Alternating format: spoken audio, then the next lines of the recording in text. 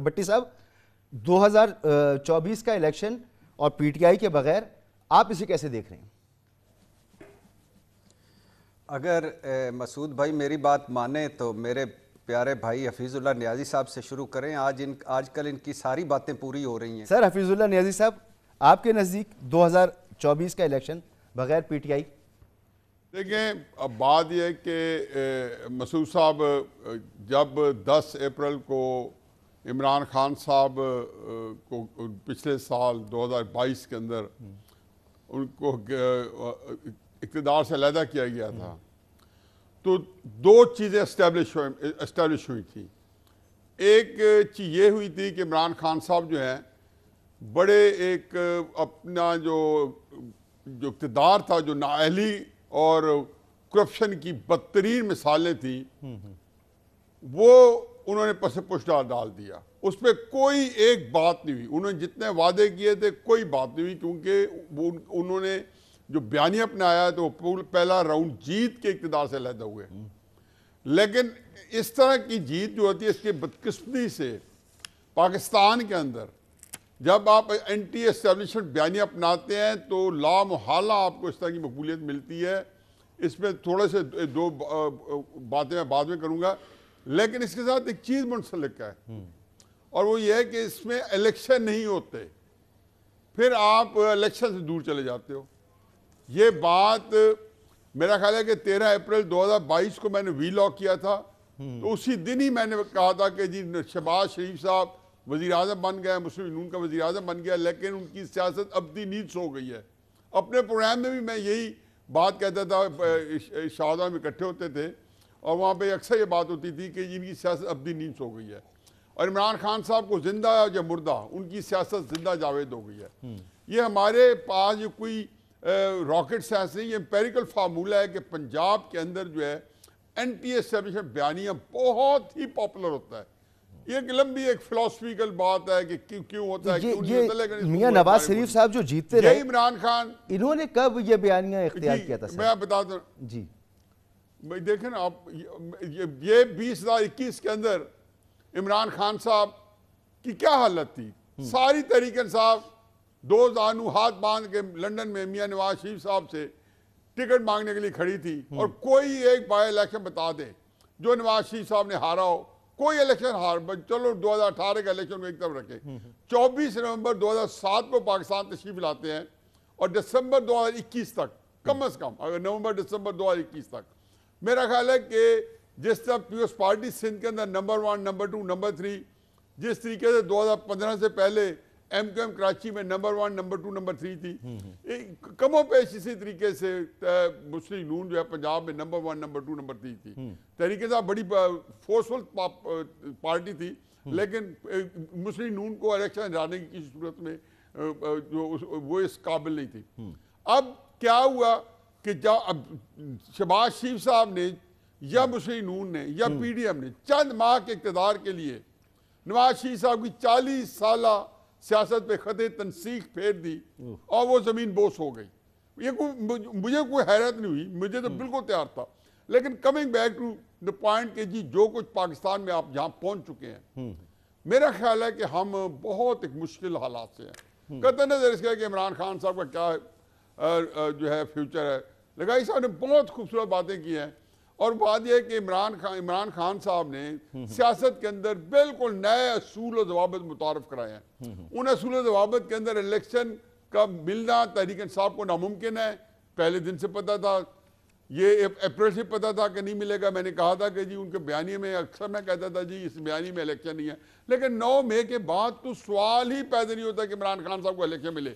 میں یہ بتاؤں، یہ 8 فروری تک کا جو سفر ہے نا، اس کی گنتی کر لیں، چاہے یہ 1.5 مہینے کا ہے چاہے 1.25 مہینے کا ہے. یہ ایک آگ کا دریا ہے اور ڈوب کے جانا ہے. آپ 8 فروری تک جب تک پہنچیں گے اس ملک کے اندر جو ہے، آپ دیکھیں کہ وہ واقعات ہوں گے جو اگر بندہ کہتے ہیں وہ آنکھ جو کچھ دیکھتی ہے لب پہ آ سکتا نہیں.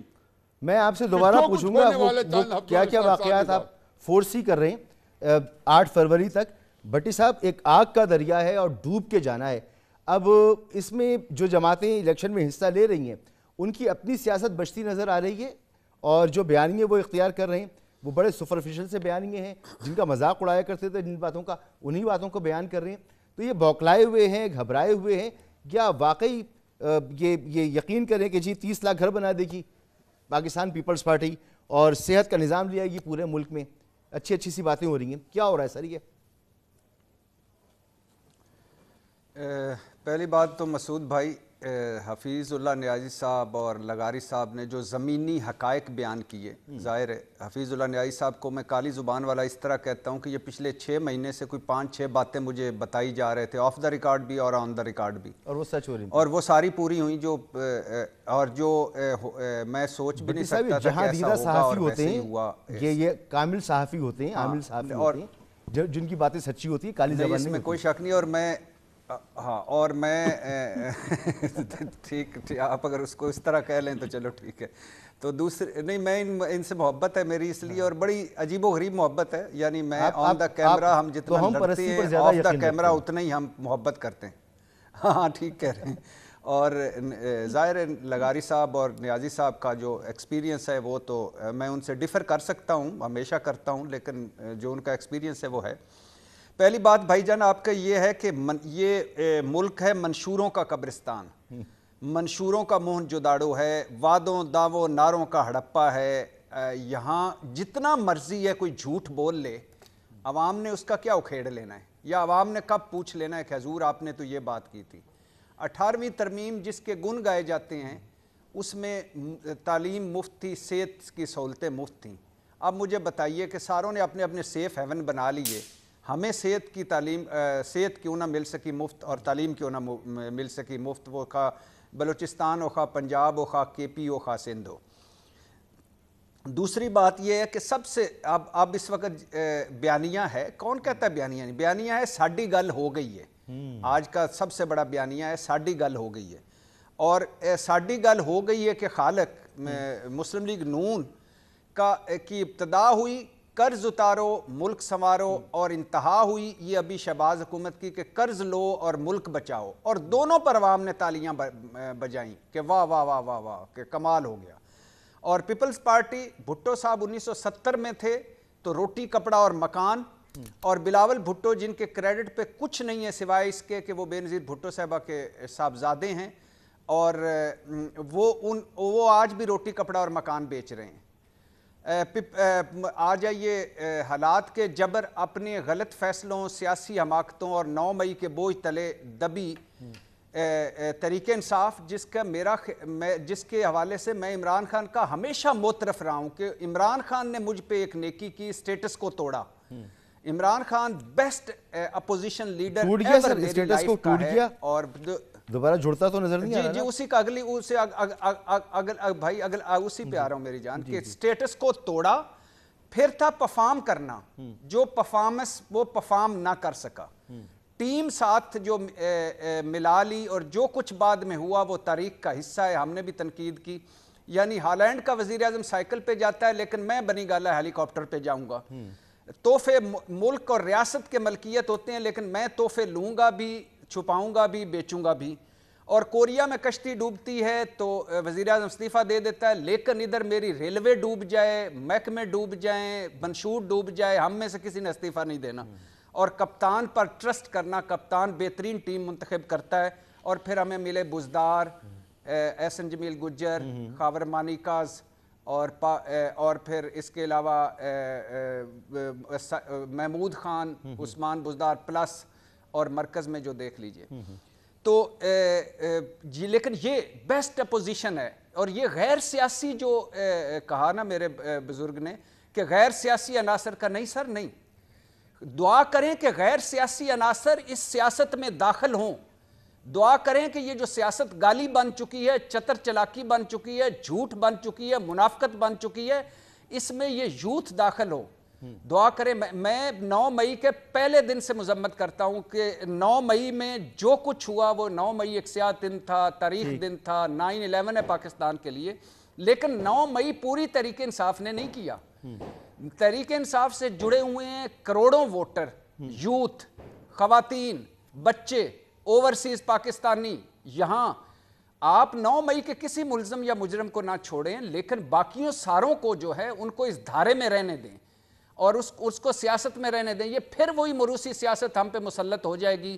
4-5 حوصف شریف کے لوگ اور بھٹو صاحب ہو گیا فیصلہ. سر نہیں، الیکشن پہ جا رہے ہیں نا سر. اب پوائنٹ کیا ہے اس میں؟ سر میں کہہ رہا ہوں کہ وہ فیصلہ ہو جائے، جو بھی فیصلہ ہو جائے. تاریخ میں جب میں اور آپ، ہمارا نام آئے گا، اگر کبھی آئے گا بھی، تو ہمارا آئے گا کہ ہم نے کیا کہا. ہم فیصلہ کرنے والوں میں تو نہیں ہے نا، نہ ہم فیصلہ ماننے والوں میں سے. کیا ہے سر پوائنٹ کیا ہے؟ کریں گے. بات یہ ہے بھائی جان کہ بات یہ ہے کہ یہ انتخابات اگر تحریک انصاف کے بنا ہو گئے تو وہ متنازع ترین انتخابات ہوں گے، مشکوک ترین انتخابات ہوں گے، اور یہ انتخابات کوئی نہیں مانے گا. اور ان انتخابات کو کہ اس کے بعد نہ سیاسی استحکام آئے گا نہ معاشی استحکام آئے گا.